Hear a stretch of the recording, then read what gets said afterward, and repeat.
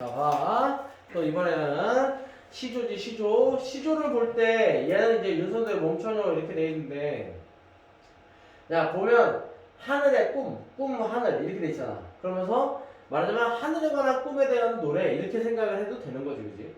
그러면서 이렇게 생각을 하면 되는데, 우리가 시조를 읽을 때 시조에는 기본적으로 형식이 있잖아. 3자 6구 45자 내외 4음보, 음보율, 그 다음에 혹은 4음보의 음보율, 3, 4조 5, 4, 4조의 음수율 이런 건 기본적으로 가져가는 거야. 자, 그러면서 시조를 간단하게 해석을 해보면 샹해런가 꿈이런가 라고 돼 있는데, 샹해 그러면 생시, 내가 말 그대로 지금 눈으로 보고 있는 거냐 꿈이냐 백옥경에 올라가니 이렇게 돼 있는데, 백옥경은 어디냐면 바로 원래대로 하면 옥황상제가 사는 궁궐이야. 옥황상제가 사는 궁궐. 그런데 여기서는 뭐를 얘기하는 거겠어? 말 그대로 한양의 궁궐을 얘기하는 거겠지. 궁궐. 자, 옥황은 반기시나 군선이 꺼린다 라고 얘기하는 거야. 옥황이 반기는데 라고 얘기해서, 그러니까 임금이겠지. 옥황상제가 사는 곳이 옥황상제가 사는 거니까, 궁궐 백옥경이 사는 건 옥황상제니까, 그럼 하나의 궁궐이라고 얘기를 하면 얘는 누가 되는 거야? 임금님이 되겠지, 그치? 임금. 그런데 반기신이 군선이 그 밑에 있는 신하들을 얘기하는 거야. 그러면서 뭐라고 얘기해? 두어라 오호 연월이, 그 다음에 내 분일시 옳다더라 나도라 오호 연월 이렇게 돼 있는데, 오호 연월이 오호의 은은한 달빛 이렇게 돼 있는데 호수에 떠오르는 달빛을 얘기하는 거야. 쉽게 얘기하면. 그래서 오호의 달빛이 내 분수가 맞겠구나 라고 얘기를 하는 겁니다. 그래서 자신의 분수에 맞게 사는 삶을 얘기하는 거죠. 그러면 또 이것도 안분 지족 이렇게 얘기할 수 있겠죠. 그래서 첫 수에서 얘기하는 건 자신의 분수에 맞는 삶에 대해서 얘기하는 거고, 두 번째 수 풋잠에 꿈을 꾸어 11호에 들어가니 이렇게 되는데, 11호는 또 뭐냐면 이 백옥경에 있는 옥황상제 궁궐에 있는 누각이라는 거야. 누각. 왜 우리가 경복궁에 있는 거 경회로 이렇게 얘기하시, 옛날 만원권 뒤에 보면 있었던 그 경복궁에 있는 누각처럼 옥황은 우수시대 분선이 꾸짖는다. 꿈을 꾸어서 11호에 들어갔는데 옥황은 우수시대 분선이 꾸짖는다.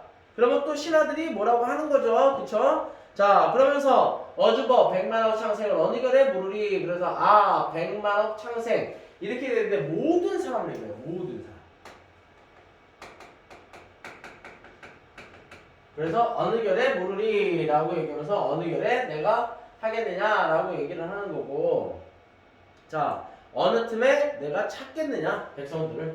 알겠지? 그 다음에 하늘이 이저신제 무슨 술로 기원행고 이렇게 되는데, 하늘이 이지러진, 여기 나왔을 때 이지러졌을 때 무슨 술로 기원행고 무슨 방법으로 재주로 기원할까라고 얘기하는 거야. 그러니까 무슨 얘기냐면 하늘이 이지러졌어, 구겨졌어. 그러면 그걸 무슨 수로 기원하겠느냐, 채우겠느냐, 팔겠느냐 이렇게 얘기를 하는 거야.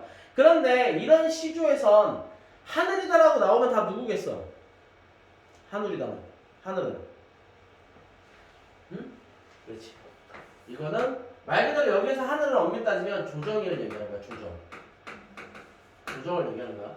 그래서 조정, 그 다음에 이제 국가, 뭐 정부, 뭐 그 다음에 임금의 마음, 뭐 이런 것들 얘기하겠지. 무슨 술로 기원하겠느냐? 백옥루 중수할 때 어떤 밭이 이뤄내고, 그런데 백옥루가 중수할 때, 백옥루 아까 뭐라 그랬어?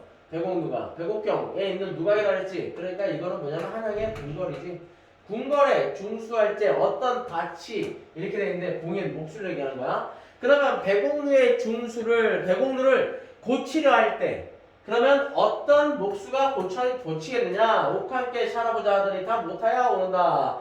여쭤보자 했더니 다 못하야 오나다 이렇게 되는데, 다 묻지 못하겠구나 라고 얘기를 하는 거야. 다 못하게 됐도다 라고 얘기하는 거지. 그래서 이게 뭐냐면, 백옥루 중수 이제 어떤 밭이 일어날 걸 이렇게 얘기했으니까 궁궐 이렇게 얘기하면 이것도 조정을 얘기하는 거야. 그래서 조정을 할 때 어떤 밭이, 어떤 목수가 일어나겠느냐, 수리를 하겠느냐 라고 얘기했으니까 어떤 사람, 이거는 이제 충신을 얘기한다고 생각하면 돼.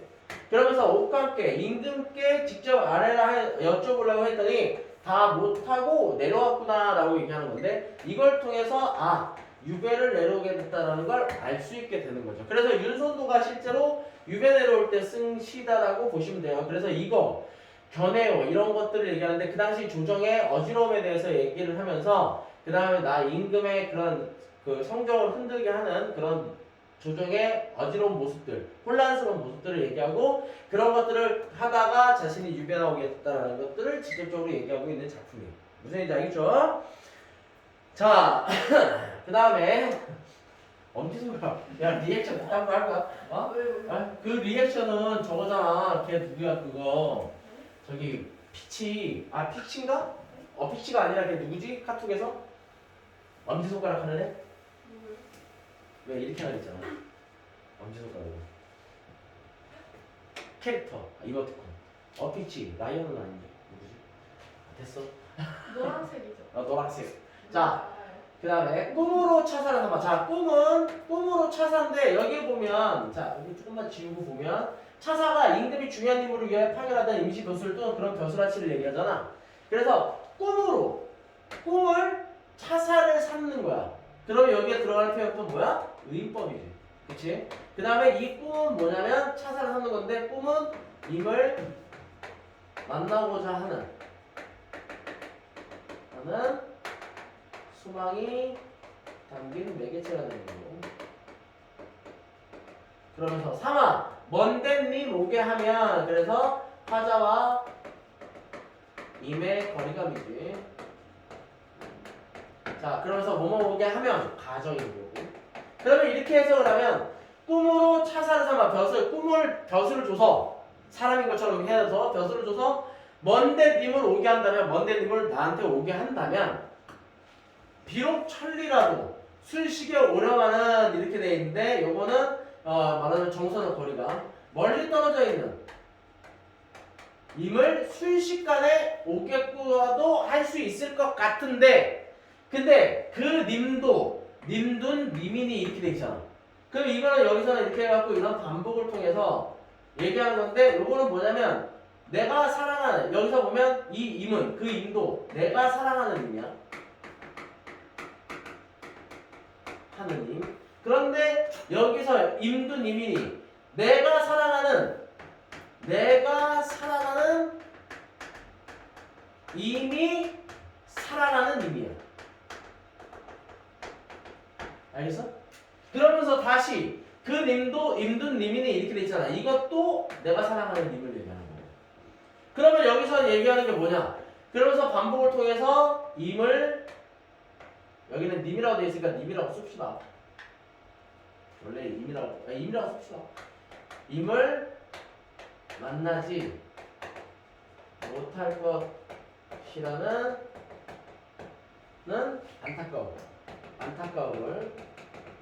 안타까운 애상적 정서를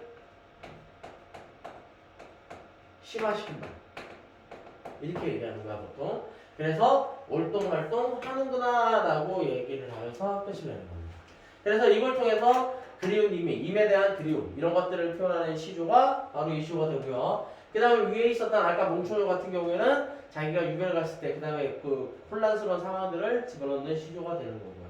그래서 이런 시조들을 볼 땐 선생님이 언제나 얘기했지만 시를 볼 때 앞에 공무도화가 그 다음에 모죽지랑가 이런 작품들도 마찬가지고 그 다음에 고려가요에 있었던 가실이나 정석가도 마찬가지고 삼강까지 나오는 몽초조나 그 다음에 이정부의 시조 같은 경우에도 마찬가지지만 시는 기본적으로 알아둬야 되는 게 뭐냐면 시가 뭐 고대 가요가 됐든 향가가 됐든 고려 가요가 됐든 그 다음에 여기에 보면 이제 벌써 우리가 시조까지 4가지의 사조를 배우고 있는데 이걸 다 시라고 얘기했을 때 시라는 문학은 함축적인 문학이다라는 걸 잘 기억하시면 돼요. 함축적인 언어로 작가의 생각을 표현해내는 거야. 그러니까 우리가 저 안에 숨어있는 게 뭘지 그 다음에 그걸 왜 쓰는 건지 이런 생각을 하면 돼. 그래서 생각해보면 앞에 있었던 고대가요의 그 공무도화 같은 경우에는 임과 헤어지는 것에 대한 슬픔을 표현하는 거고 그 다음에 모죽지랑가 같은 경우에도 죽지랑이 죽고 나서 죽지랑을 그리워하면서 쓰는 거고 그 다음에 가실 같은 경우에도 임에 대한 그리움 그 다음에 정석가 같은 경우에도 마찬가지로 임과 헤어지기 싫은 마음 그 다음에 여기서도 몽초조 같은 경우에는 임과 헤어지기 싫은 마음 그 다음에 임과 헤어질 수밖에 없는 상황들 근데 거기서는 이미 임금이었고 그래서 그 당시 조정의 어지러운 모습들을 담아내는 거고 그 다음에 여기도 그리운 임에 대한 그림을 나옵니다. 그래서 고대에는 뭐가 많냐면 저런 식으로 생각을 해보면 임에 대한 그리움의 정서를 표현하는 작품들이 되게 많은데 이런 서정적인 부분들이 지금까지 이어져서 현대시까지 이어지는 거라고 생각을 하시면 돼요. 그러니까 이런 함축적인 의미들이 갖고 있는 부분들을 잘 고려를 해보시면서 하면 되는데 선생님이 얘기했죠.